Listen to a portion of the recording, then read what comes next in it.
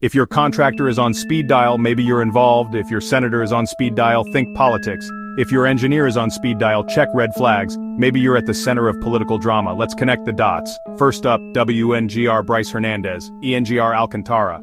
Two names popping up in key flood control projects. Both are linked to WJ Construction. WJ is the main contractor flagged in recent Senate hearings.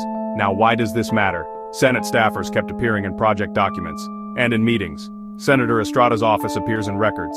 Senator Villanueva's office appears in records. Coincidence? Maybe not.